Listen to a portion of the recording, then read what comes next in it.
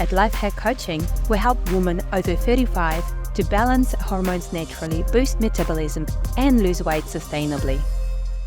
Hey everyone, today I'm chatting with Leonie, a woman's strength and movement coach who helps women just like me in their 40s to rebuild the trust in their bodies when everything feels like it's falling apart. She works with women going through perimenopause and menopause that are juggling life, kids, work, aging parents, like everything else and all of us, while wondering why their body feels like a stranger to them. Leonie is not here to sell you a six-pack. She's here to help women to feel strong, confident, and in charge of how they move, how they train, how they live their life. She teaches women to actually listen to their bodies and know when to push, when to go a little bit harder, and when to pull back, and also how to train in a way that supports your hormones, your energy, and also your life. So this conversation is for every woman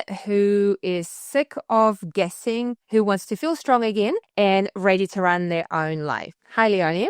Hi, Anastasia. Thanks for having me today. Well, thanks for joining. Yeah, I think I also, myself, personally, don't have everything all together either. So I'm in the same position. Audience is our people that listen to us today. Cool. All right. Well, I've got some questions for you.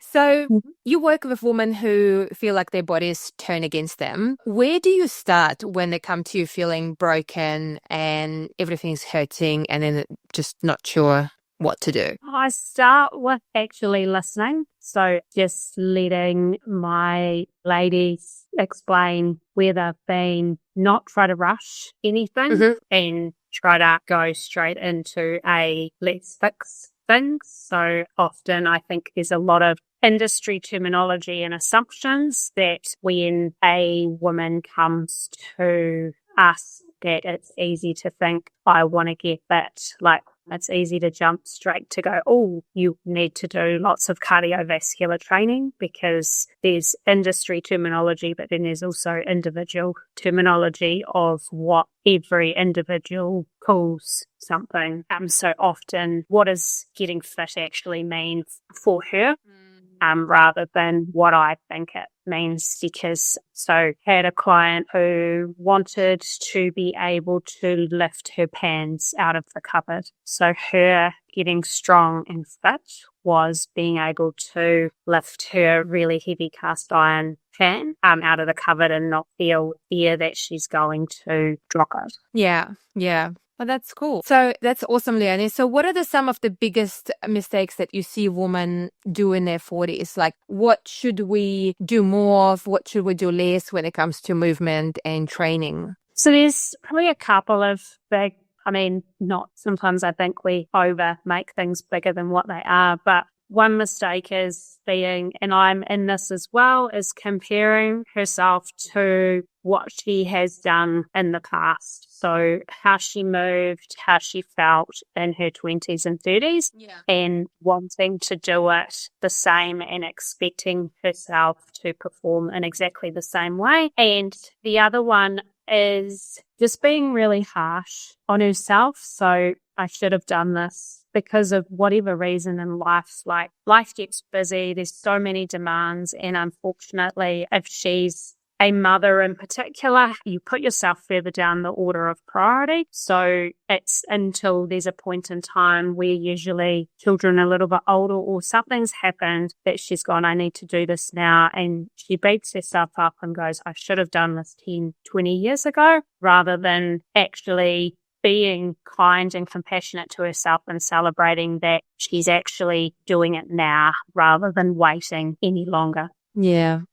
And I think the other big mistake is trying to do, which I feel like most women do, is trying to just do everything right now. It's like, I haven't done anything, so I'm going to overcommit and do everything rather than, okay, let's just do one thing at a time and think about those small accumulated moments of action which are going to add up. Yeah, and I think it's part of being a woman, right? Like we always in a rush, always getting things done, always want to get things perfect, always doing. We've got so many responsibilities that, business, work, kids, family, organizing home calendar, all sorts of different things. So I think that's kind of where it all comes from, right? So how do you help clients to stop pushing through symptoms and start actually turning into what their bodies is telling them? I feel it all happens over time. So nothing can happen fast and quickly. And unfortunately, I think in this current environment, because there's so much instantaneous ability, we can send messages, get answers straight away. And there's just so much stuff that's being thrown at us, especially now. I think menopause and perimenopause has become the new pregnancy space of let's fire all of these products at her and tell her she needs everything. Yes. And this is going to happen quickly and you need to do everything now. So for me, my big thing is, okay, let's be realistic. How much time do you have? And then take some time off. So be really, really, it's a word, I've just fully lost my train of thought, but don't think you can do more than what you can and be really conservative about how much time you actually have, because I want you to be able to keep doing whatever you're doing. It's going to be a lifestyle. This is not a quick 30-day challenge. Yeah. This is something that can fit into her life. Yeah, definitely. And that's what I see a lot as well, is that a lot of like groups for, women and moms on Facebook and stuff like that. And I see lots of people asking questions about like, I'm experiencing this. What do I do? What supplements should I take? Or what's the best weight loss supplements? Or what's the best supplements that will help me with my perimenopause symptoms and things like that? And I think a woman underestimate how much nutrition and exercise actually impact the symptoms. And I always say to my clients, like, okay, when you go into perimenopause and you're starting to lose your production of your hormones going down, there's nothing in the world that's going to replace your hormones. Like, there's nothing, right? Like, you have to get hormone replacement if you want the same or similar level of your hormones. But nutrition and exercise can impact your symptoms. You can feel better if you're taking care of, how you feel. Like, for example, if you're gaining weight, okay, cool. Yes, it comes with changes, but you can look at nutrition, you can look at exercise. If your testosterone's going down, well, how can we improve your testosterone? It's for exercise, for sleeping, for nutrition. Well, if you're experiencing anxiety, then exercise, but also stress management. And it's like a full circle or cycle in there with what impacts cortisol levels, what causes anxiety or feeling of anxiety or impacts anxiety more, because it's not just the cortisol. And I feel like people need to understand that there's no amount of supplements will fix an issue if you don't take care of your nutrition, your exercise or movement. Any movement, could be just walking or strength training, and stress management. Those are the three things. If you're not taking care of those, like, you're not going to feel suddenly better by taking supplements. Of course, there's things like... And I think as well, everything's getting quite overcomplicated. I like to pull back to basics of moving, adding some strength, but strength is individual to her. It's not necessarily getting under a bar and squatting an astronomical heavy weight. It might be squatting down onto a chair and standing up and just moving our body, going for a walk if she hasn't been moving very much, getting some sleep, drinking water, and, as you said, Anastasia, like eating food. Yeah. And of course, there's supplements like ashwagandha, magnesium, vitamin D, all of those things you need to take. And some people can't take ashwagandha, but it's can help and improve lots of things. But if you're not taking care of everything else, then you're just putting money down the drain, realistically. So yeah, and I think exercise is so important, especially for aging women. Like the only thing that can help you with the bone density, and bone density is the thing we lose, risk of reducing bone density and increasing risk of osteoporosis due to lack of estrogen. And the only two things that really can improve it is exercise, resistance training, strength training, and taking estrogen. That's it. So if for someone who can't take estrogen or not willing or don't want to, then you really should be focusing on exercising. And you should start it in your mid-30s, not when you turn 50. I mean, it's never too late. It's never too late. And I think if she hasn't, then now is the best time to do it. Oh, yeah, 100%. It's never too late. You just start when you can. Start small. Yeah. Start with anything. Even just walking is a great start. And then you can move on. Definitely. I have a really good example. I had a client a while ago when she first started with me, because I do online coaching, nutrition, mindset, holistic coaching, exercise. I can give them programming if they want to, or I send them to the gym or refer them to the gym to go to. And when she first started, she was like, I don't want to go to the gym. I've never been to the gym. I'm not doing this. I just want to lose weight with nutrition. I'm like, okay, cool, whatever you want, we'll make it happen. And I kind of keep encouraging her, explaining why exercise is beneficial. Not pushing, but just a little bit like little nudge here and there. And it got to the point when at some point she's like, I'm going to go try to the gym. She slowly started to go. And then at one point she was like, oh, I can't do alcohol at this time because I'm at the gym. And I'm like, okay, girl, you're prioritizing your exercise. That's awesome. And then go to a point where we'll get on call and she's in the car I just finished my gym exercise. I'm like, okay, this is good. And now she's a gym goer. For someone who's been overweight, never been to gym in her life, she now at great weight. She started going to the gym. She completed Tongariro Crossing, which she sent me a message about, like so excited, saying thanks so much for pushing me to change my life so I can actually tick things off my bucket list, which is like, as a coaches, it's so rewarding because we're like, oh my God, we're actually changing people's lives. We're actually helping them to live more productive, more experience, life, like where they can experience different things, which is really, really cool, like in my opinion. And I think, Anastasia, you just nail what you just said is pretty much the crux of it, is that it's having strength for her to be able to do the things that she wants to do in her life. Yeah. You talk about the strength, being more just physical, right? So what does it look like in real life, in your opinion? Yeah, I think obviously there's strength as in physical, as in, I think it's taking away a little bit of that, when I think physical, the aesthetic. So it just feels like we're still in this, if we look a certain way, then we're strong. Whereas, strength is physical in terms of what we do, but it's not physical as in a physical look. So as I said, that my client with the frying pan, I have a few clients that when they've come to me and they've said, I can't lunge or squat because my knees hurt. But then now from doing actions where they've bent their knees a lot, obviously bending, not bent them as in broken, they now are able to do those actions and not get pain. Mm-hmm. So it's measuring strength from an individual goal rather than a made up in our heads goal that, for example, if you go to the gym, being able to, I'm just making these numbers up, but being able to bench press like 60 or 70 kgs, then is that realistic or is that strength for her on an individual level? Yeah, definitely.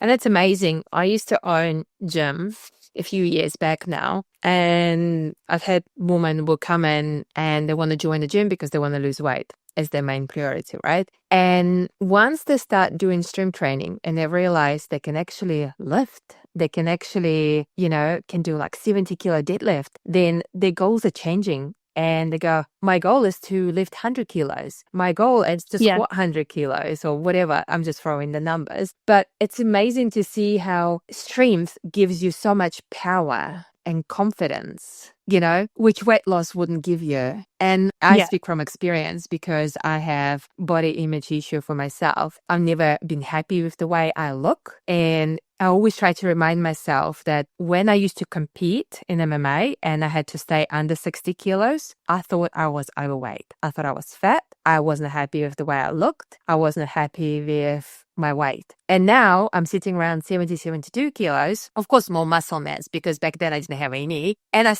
still not happy. But then when I see videos or photos of myself, I'm like, oh, who's this? I'm like, oh, actually, it's me. Oh, looks nice. But when I look at the mirror, I don't see that, which means that weight does not reflect how you feel. Like, you can be a perfect weight, but still not be happy. But I know when I progress in my strength training, like when I can lift heavier or when I get shakes after the workout, I'm like, yeah, feels great. I get that satisfaction because it's achievement that you feel stronger, and strength gives you power, gives you confidence, which weight loss does not really. Yeah. Because you can be very satisfied. And it's that strength daily living. Like I want to, if I'm still around when I'm 80, I want to be able to be independent and do activities, go up and down stairs. There's stairs at my house. And if I'm still living in the same house, then I want to be able to navigate the stairs, be able to get up and down off the floor,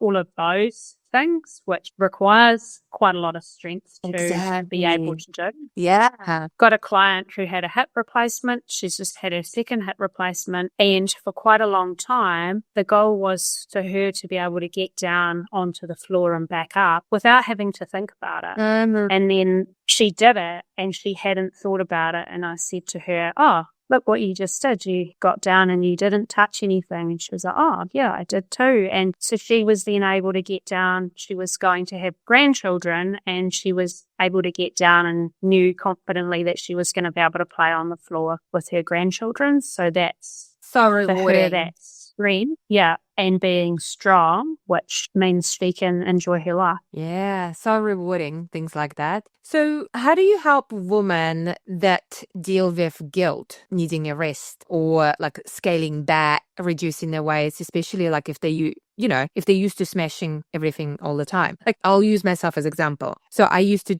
be competitive athlete. I used to do MMA. Then I did, boxing and I did CrossFit. And then my mid-30s, my back starting to play up. So I actually need surgery, but I'm trying to put it off as long as I can, still train, do all the things. So for me, I can't do CrossFit anymore. I can't even box anymore because I have to use machines to support, my back when I exercise. There are lots of women like that, and especially going through perimenopause. And when estrogen goes down, there's more inflammation in our body, which is quite common. So more pain, more joints pain. So I feel my back way more now than I was in my mid-30s. So for people like that, high achievers like me, how would you encourage someone to scale down and go, look, you better do something than nothing? And I go, well, no, I want to do perfect like I used to be in my mid-30s or mid-20s. Personally, I think I still sit in this space. For me, it's learning, and for any woman, is taking a compassionate approach. Now, being compassionate doesn't necessarily mean we're always kind, and teaching. So I use a lot of RPE and RIR. So RPE is perceived, so your perceived effort of training, and RIR is reps in reserve. So within a program that's been put together, there's a prescribed RPE. So this is an effort out of 10 that the intensity should be at. And on top of that, I also use the reps in reserve because often I find women are very scared to push a little bit harder. So giving them the learning about autonomy to be able to go, how many reps do I still have? So every session with any of my clients after a set of doing some exercises, the question is, how many reps could you still have done to begin with, it's quite hard. We'll go, oh, I could only do one. And I'm like, that was moving very, very freely. You had amazing control. There was a lot of speed. Do you think there was more than one there? And they're like, oh, yeah, probably a few more. So using those two things, and all of this takes time. Like nobody, I think even I live and breathe this stuff and I still myself don't get it right every time, is by asking those questions some days and you move a weight and there isn't anything else left at the end.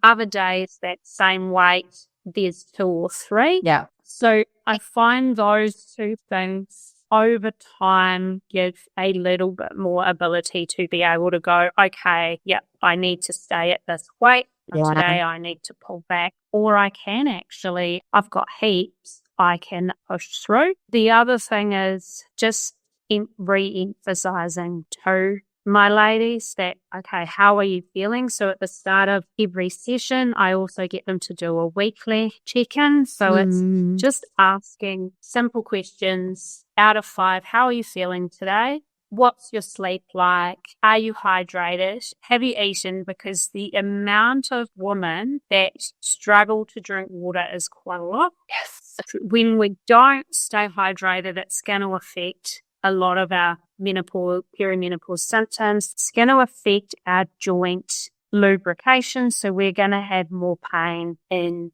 the joints. Yes. Asking those questions, and if they score less than a 3, it's like, okay, we need to change things up today.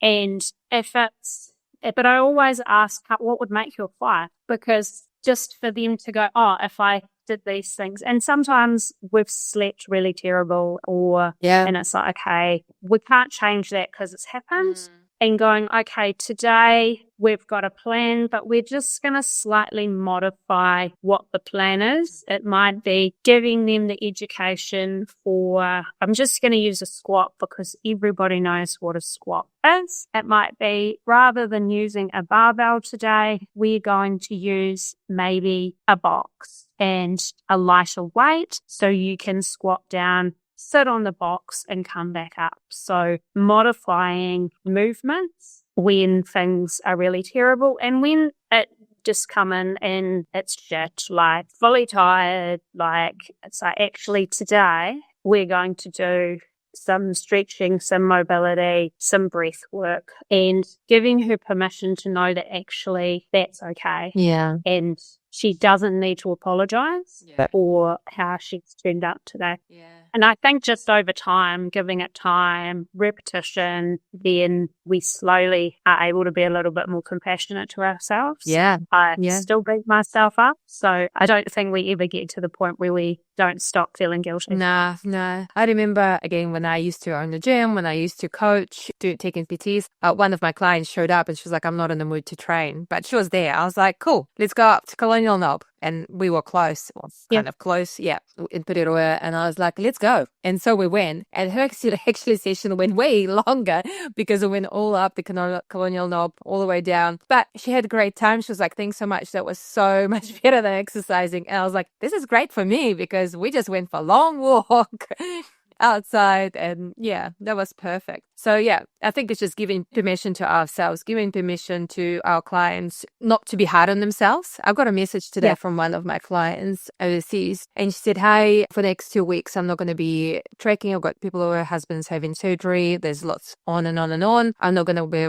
tracking everything in my food. I'll try to be good, but I'm not. It's just too much on. Yeah. And she is on 1 year long program. So we've got all this time to get it right. And I was like, not a problem. I was like, that's fine. Let's recoup in 2 weeks. You do you. This is actually really good test because she had amazing progress so far. I was like, this is going to be a good test to see how things are going to go when they're not perfect. And she messaged me back saying, really? Thank you so much. I was like, what do you want? Do you want me to go off at you to say, no, you have to track everything perfectly for 2 weeks? Like sometimes they have to give permission to themselves and we have to give them permission to, like, it's okay. It's okay not to be okay. It's okay not to be perfect. Doing something better than nothing. So that's another thing. And life is never perfect. So having those bumps and feeling off is actually absolutely normal, and it happens to every single of us. So I use the terminology imperfect action is what we're aiming for, because we're never going to nail it each time. Yeah. Cool. So tell me a little bit about where, if somebody in Wellington, where can they find you? Where do you work from? So my face-to-face clients in person, I see most of them at the moment out of Les Mills in Lower Hutt. Nice. I also do online coaching as well. So whatever method, everybody receives a strength and movement program. So that's either in-person online or in-person face-to-face. So it's either through an online coaching channel or in person. Nice. I have a coaching app that has all of the exercises and prescribed content for the individual. Nice. Do you have a website? How can they get in touch with you? So I have a website. So it's leoniedegarnum.com. Very simple. And also on Instagram as Leonie Degarnum PT, and on Facebook as Leonie Degarnum Coaching and Personal Training. And then on LinkedIn, just Leonie Degarnum. So my brand, so that's why I use my name, keep it nice and simple. Perfect. That's awesome. Well, thank you so much for joining me on podcast today. Hopefully it's been beneficial for some women to listen or watch, whatever they prefer, and understand that we're all the same. We all struggle. We all have body issues. We all struggle with exercise, with the food, with mindset, sleep. And it's, the more you share, the more you will find that, we all need support and accountability and self-love. Totally. I think we're all a mess at times, so it doesn't matter where we're at. Yeah. If you have any questions about this podcast or about hormones, weight loss, or just healthier lifestyle, please go to our website at lifehackcoaching.co.nz, or feel free to email me directly, Anastasia@lifehackcoaching.co.nz.